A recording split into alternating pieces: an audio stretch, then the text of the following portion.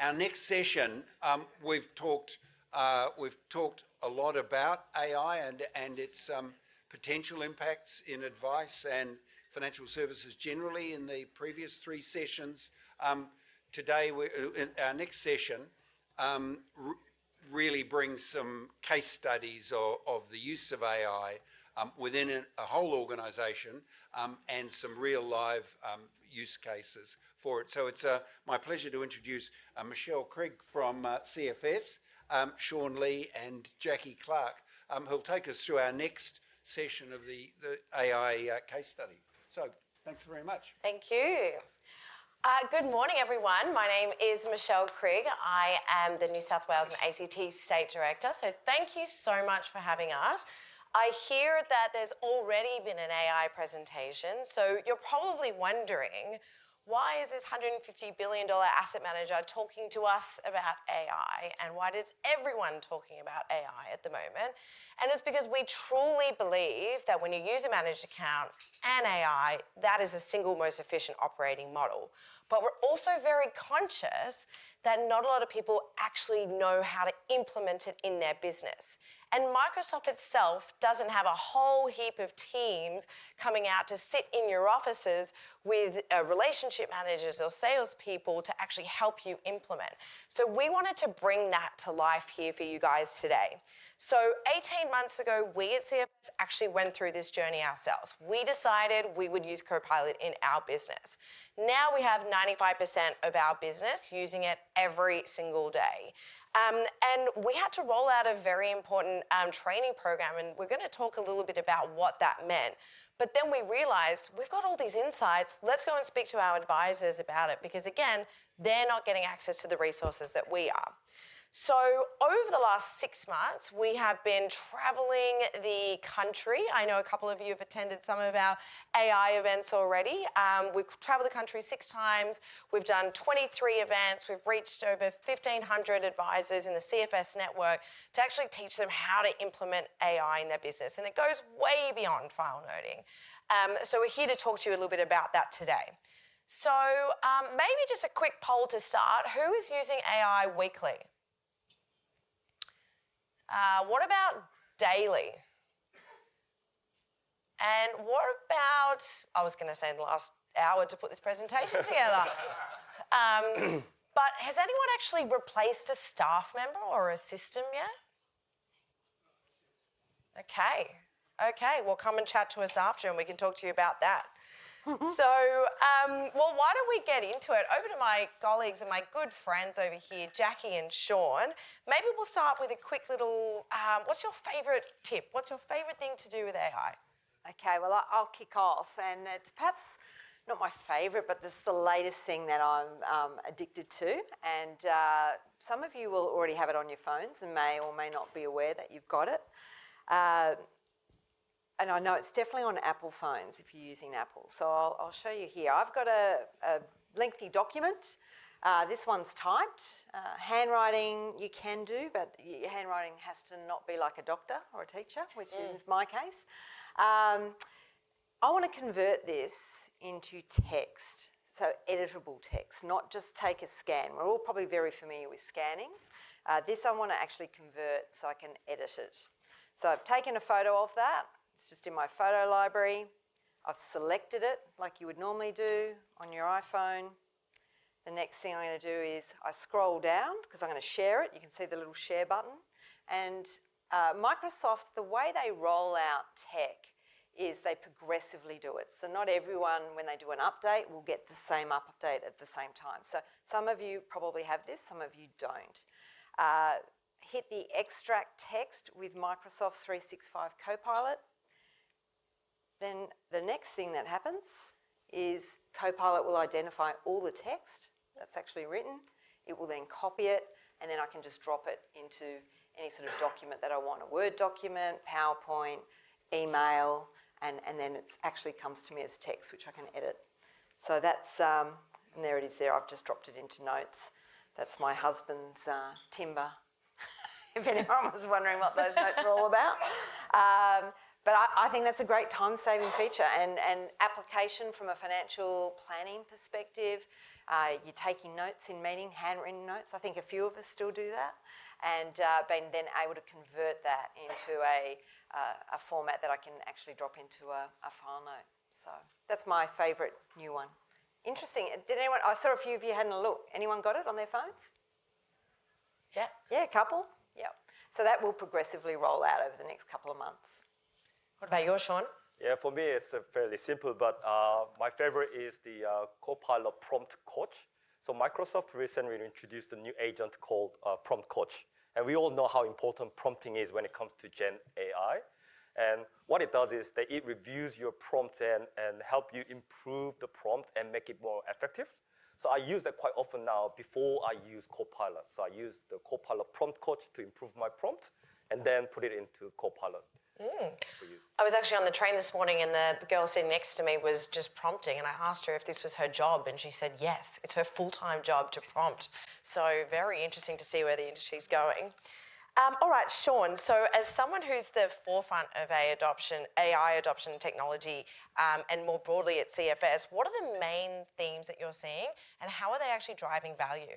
Yeah, so there's a lot happening across AI, but at a macro level, so the biggest theme that we see is that AI is getting embedded into our daily lives. So we see more and more people are using AI on a day-to-day basis, whether it's for personal use or at work. But more specific to CFS, in terms of the AI delivery, there are three key emerging themes that we see: hyper-personalization, supercharged automation, and agentic AI with the multi-agent model. So hyper-personalization is basically using AI. With the help of AI, we now have the ability to create very personalized contents and experience for individual users. And it has the potential to completely transform the way we engage our employees and potentially our advisors and customers. And supercharged automation. Automation itself is not new. I think someone already mentioned before, robotic process automation. That's been around for decades now. But what's interesting is that with the help of AI, we now have the ability to automate very simple manual repetitive tasks using simple language. So like Mark mentioned about the no code or vibe coding. So basically, you don't need to rely on IT professionals to automate your business processes. You can just use existing automation tools and use simple natural language to automate your repetitive tasks. And the last one is fairly new concept, which is the agentic AI with the multi-agent model. So basically, agentic AI, basically there are specific AI agents that is designed to perform very specific tasks. And what we see now is that these agents will be able to talk to each other and then collaborate to perform a bigger process. So soon, what we'll be seeing is that just like how we have the org structure for human employees, we may need to have an org structure for AI agents who can deliver a certain process by collaborating each other. So hyper-personalization, supercharged automation, and agentic AI with the multi-agent model. Those are the three key themes that we see. Wow, so hopefully no leave requests from those agent models then. Jackie, we've been travelling the country together. We've been talking to a whole heap of advisors. I'd love to hear some of your learnings from that, but how specifically are advice businesses actually leveraging AI to become more efficient? Yeah, thanks, Michelle. I think, as you mentioned, 23 workshops, and consistently everyone's excited, everyone's talking about AI, but the practical application we're only really seeing in its infancy with very limited success so far would be the overall sort of feedback. The two main areas that most advice businesses have been using AI tools to date, probably a few of you will have a bit of a laugh, but junior staff to rewrite their emails so they get the right grammar. That was sort of number one. And unfortunately, that was where some of the cyber breaches were happening too, where you're writing a client email with details about the client in there being uploaded to ChatGPT. And then secondly, and I think there's been some discussion already, was file noting. And that's, I guess, the key. But I will show you, this was from Investment Trends from their 2025 tech report, as to where advisors more broadly from the cohort that was interviewed, where they're using it. And again, that concurs with what we certainly saw around the country. The limited success about using AI has been around prompting. We're all excited by it and we all are using it, but we're getting very average generic results. And that's because we've been conditioned for the last 30 years to a tool that looks very much like AI called Google. So we're doing our Google searches. Anyone want to hazard a guess what the amount of words, the average amount of words that we will put into Google for a search? Very good. Thank you, Heather, from CFS. Yes, 2 is the answer. And so we try and do, our learning is let's use 2 words and put that into AI. And in fact, that's completely the wrong approach. The more detailed your prompt can be, the better and more targeted your results will actually be generated. In fact, I think it's up to, Sean, you can correct me here, but about 25,000 characters you can actually put into an AI prompt. Now, I'm not going to sit there and do that every day. I want to find out what the weather is. But I can save those prompts once I've mastered or created a really detailed prompt. Michelle mentioned about replacing staff with AI. Absolutely, the theme at the moment is not so much replacing staff, but employing staff who have skills and capabilities around prompting. If you talk to any major, we were fortunate enough to go to Amazon's recent summit, and they had a number of large universities there.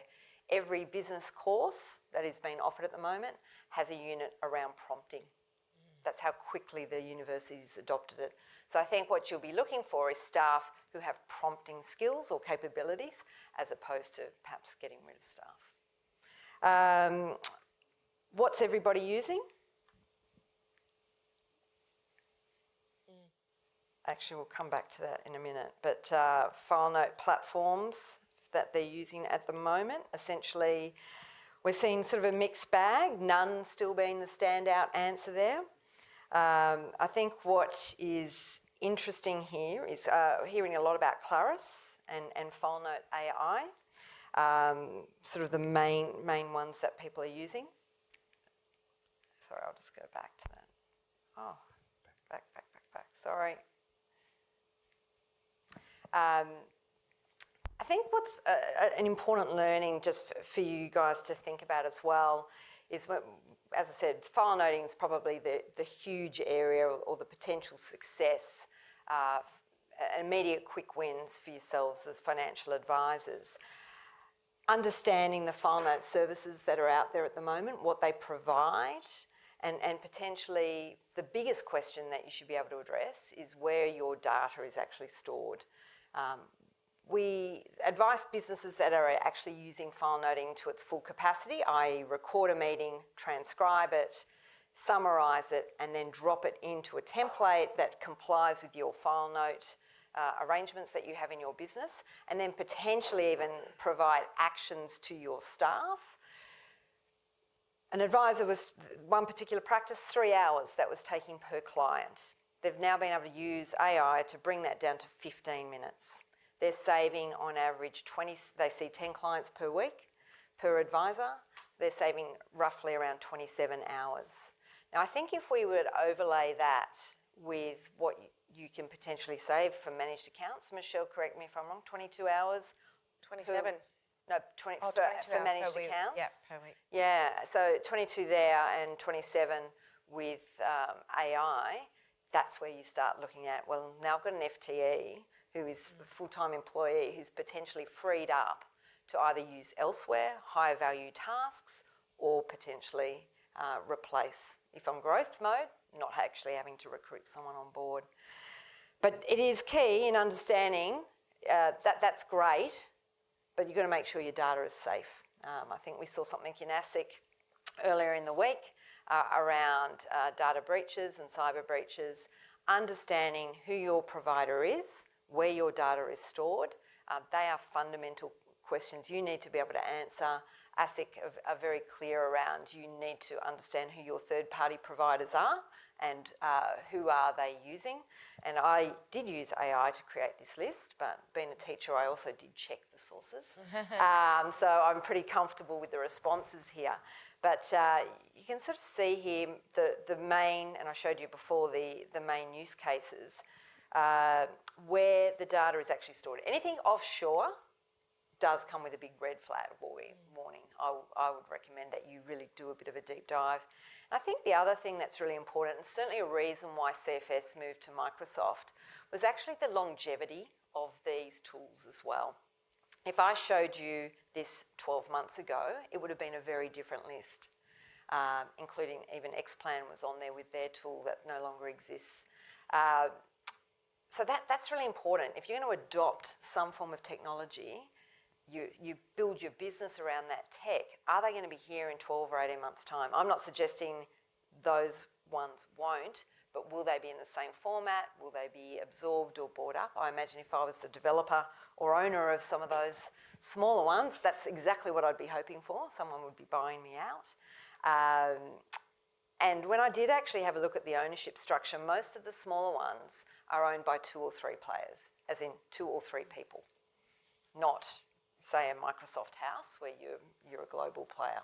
So nothing wrong with small businesses. I imagine many of you in the room are small businesses, but understanding who's got your data, how it's managed, and then also the cost as well. Final point, Michelle, before I hand over. A couple of these tools, interesting, require you to actually have the pro versions of Microsoft Copilot or Zoom Copilot. So just be aware, both of those tools have file noting capabilities underpinning them.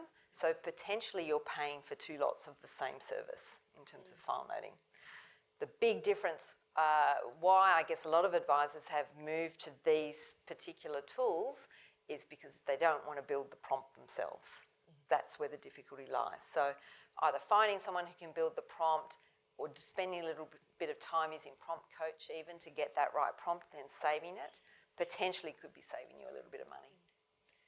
And I think what's really interesting as well, it's not just recording what you've said, it's also giving you an idea of what tone the client may be speaking in, or how are they feeling at the time. I saw a demo by our platform provider FNZ yesterday, and they actually put your blind spots, so things that you may have missed in that meeting as well in your summary notes. So I thought that was fascinating to see and hear. So Sean, who I also call our AI king internally, let's talk about CFS. How are we staying at the forefront of technology and AI? Yeah, so that's really hard. I mean, Jackie touched on a little bit as well, but the pace of change in AI is incredibly fast, and keeping up with all these changes is really difficult as well. So, and many of you in this room will agree that there are just so many new AI tools and products and services that are available. And according to the recent research that was done by National AI Centre, in Australia alone, there are more than 1,500 companies that are offering AI products and services as a primary products and services. But what's interesting is that number continues to change, because almost on a daily basis, there are new companies entering and then some others exiting as well. So keeping up with all these changes and understanding their capabilities and all the risks associated with that, that's really hard. So what we try to do within CFS, we try to take a couple of different approaches. One is to try to leverage the strength and capabilities of the technology partners that we have, for example, Microsoft. And we try to leverage Microsoft's innovation and capability, and then try to work and innovate together with them. And the way we see is that we see Microsoft as a strategic partner. We build a long-term strategic partnership rather than treating them as a technology vendor. So one is try to leverage the strategic partnerships and their capability. And the other one is the empowering our people, so grassroots approach, where we encourage all our employees to embrace AI and try to use AI on a day-to-day basis and share with other people on tips and tricks that they identified. So we don't want AI or any innovation to be owned by a small number of people within the business. We want everyone in the business to own and drive it so that innovation can happen across the business. So leveraging the partner's capability and driving the bottom-up initiatives. Those are the two specific initiatives that we have. And Jackie, what about for advisors and the client experience? Is AI going to replace the SOA finally?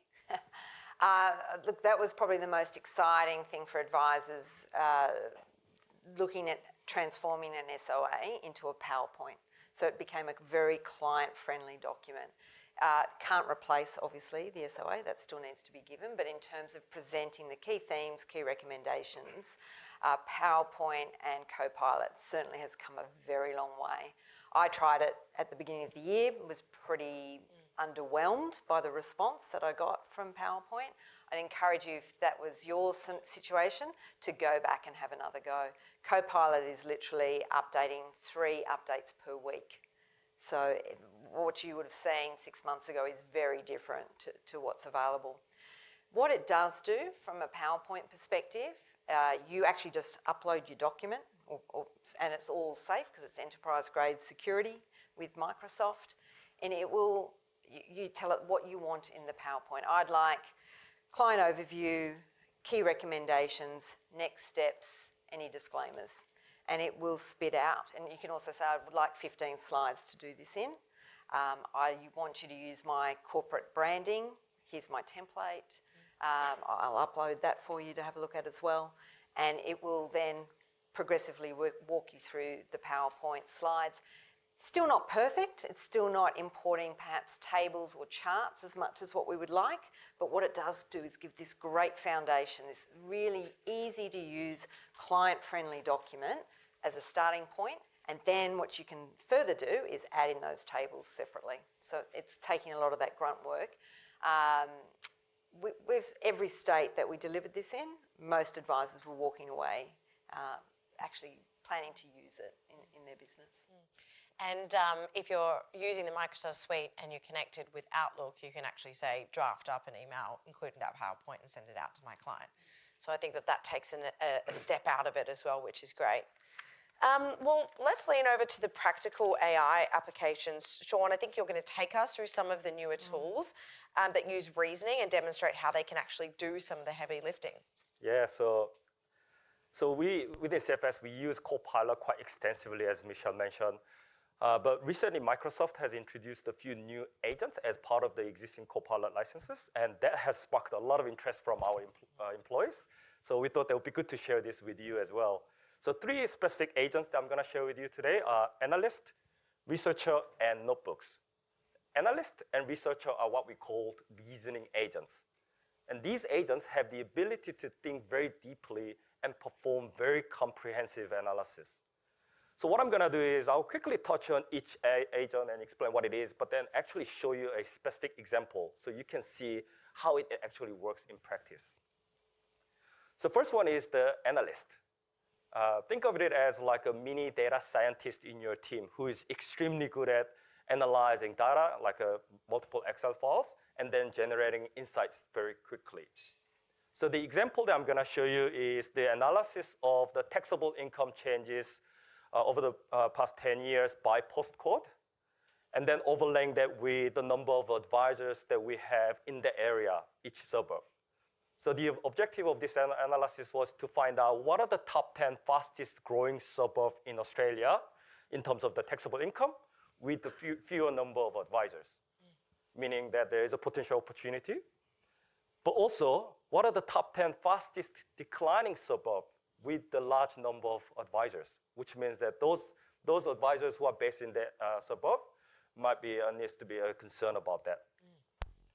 So what I did was simply I went to ATO to download the file, and then ASIC to download the file, and I used the prompt coach to generate the prompt just now, you saw. And then I simply dragged and dropped the Excel files into here. I didn't make any changes to the Excel. I didn't explain about the files. I just drag and drop the files. And what it does now is that it creates the Python scripts that Toby mentioned earlier, and then start opening up the file, and then analyzing line by line, column by column to understand what each column, each field means, and then trying to identify the unique identifier between those 2 files and then generate the insights. And the output here is that a suburb, the postcode 6012, I think it's Mosman Park in Western Australia. Highest number of growing suburb in top 10 growing suburb in terms of taxable income with the zero financial advisor. So if anyone wants to move to Western Australia, Mosman Park is the place to be. But also there is a concern. So top 10 fastest declining postcode in terms of the taxable income, 4680 Gladstone in Queensland had negative taxable income changes in the area. And they still have 13 financial advisors in that suburb. So of course, the postcodes and the taxable incomes are not the only measures, but what I wanted to show you was how easy it is to run a quick analysis like this.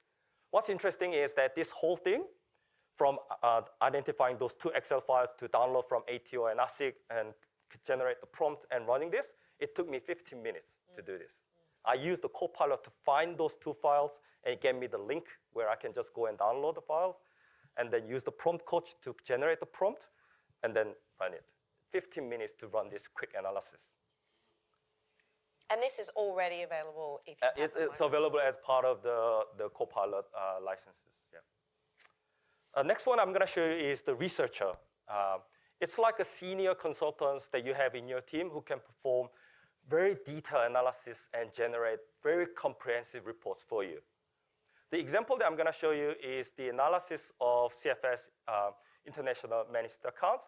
I simply asked the question, I just want to understand what they are, how they work, what are the key benefits for financial advisors and their clients.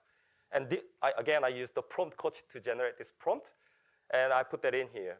And what it does now here is that it comes back with a few clarifying questions. And that's the main difference between normal Copilot and researcher.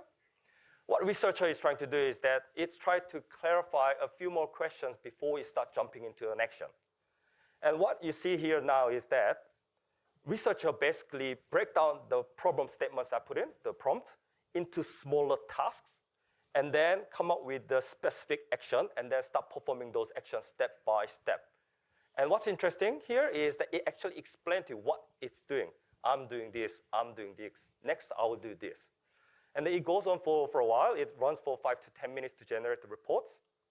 And the output is actually, I printed out. So it printed out, it generated 20-page reports outlining what CFS international managed accounts are, how they work, what are the key benefits for financial advisors and their clients with the very specific examples that you can actually talk to your clients, and what are the key considerations in terms of the fees and suitabilities and all this.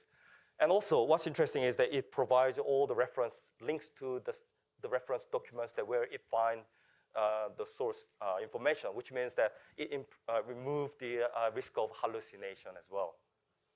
So that was the researcher which you can actually use to perform a quick analysis or market research around a certain topic.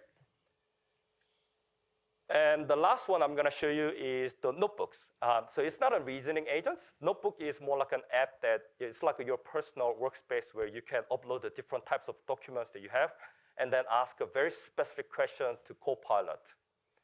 And the difference here is that normal Copilot, when you ask a question, it will search through all the information that you have across Teams, Outlook, SharePoint, and OneDrive, or website.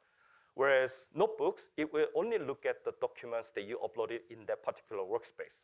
So again, you can remove the risk of the hallucination and have a very specific conversation as well. But what's interesting here is that it also allows you to upload the documents and then generate a podcast so you can listen to the summary of the documents as well. Welcome, everyone, to an overview of international investing made easier for advisors. Today, we're diving into the innovations of Colonial First State's Edge platform and specifically how their international managed accounts are changing the game for wealth managers and investors in Australia. Absolutely. It's such a relevant topic right now. More and more clients are looking to go global with their portfolios, and well, there's a lot to unpack about how technology can streamline this. Yeah, so and this is exactly what I mentioned about the hyper-personalization in the beginning. With the help of AI, we now have the ability to create contents and deliver in a very different formats. For those who like to read, you can generate these 20-page documents and share with the clients. But for those who like to listen, you can generate a 4-minute podcast and then share this podcast with your clients as well. So AI now allows you to create a very hyper-personalized experience for your clients. Thank you. I mean, it's all right there, right? And I think that the thing is just getting involved. So to that first question, if you've got a overpaid data scientist that's coming in late, he's getting the cut, isn't he? But thank you for that. I think it's just so powerful to be able to see it. We're almost at time, so I thought maybe it would be good to wrap it up with just maybe one thing that you'd like to leave the audience with from both of you. Maybe I'll start with you, Jackie. I think the key is not to be overwhelmed because there is so much that you potentially could implement into your business. Look for some quick wins and maybe look for 2 quick wins. Get your team on board first and foremost.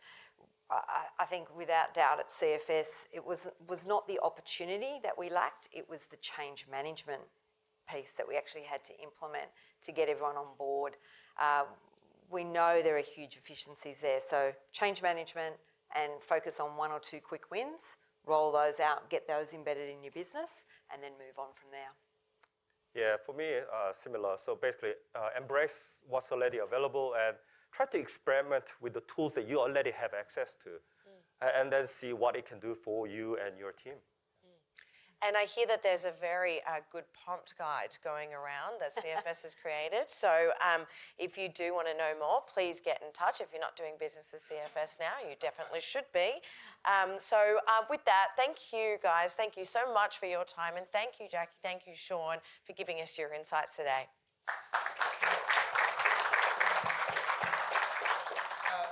So before Jackie, Sean and Michelle leave the stage, are there questions about AI generally or about specifically the use that, John, that CFS are making of it? Thanks. A bit off the direct topic, but you're noticing with all your comments there that you're getting different needs of different staff skills, and does that put some staff at risk of being laid off and looking for different types of people to recruit, or not yet? Not yet. I think our senior managers would absolutely like to reduce our full-time headcount. But we would also argue that we're probably in our infancy, and automation is equally as important for our business, and AI is helping us automate repetitive tasks. So we're actually using staff in different ways. So we're removing some of that we're not paying big salaries for basic sort of tasks anymore. Some staff feel more at risk. Oh, absolutely. Interesting, we presented this in Newcastle, and it was a 23-year-old young lady who burst into tears thinking she was going to lose her job. I would have thought sort of younger cohorts would be really quite across this. So, I think if you start embracing prompting, that's going to be key. But just to add on, so when it comes to AI, there are a few different ways you can look at, like human in the loop or human off the loop. But at the moment, the way we see is that AI still need a human oversight. So all the AI solutions that we build within CFS, we remind all the business owners that we still need the human oversight and validation before we use that in production. So we still remind that it's a co-pilot, not autopilot. So there is always a human involvement. Yeah, different levels of. I think Mark Papendike, I think it was, who made the point that the problem is not going to be AI taking your job. It's going to be another organisation using AI taking your job. So please join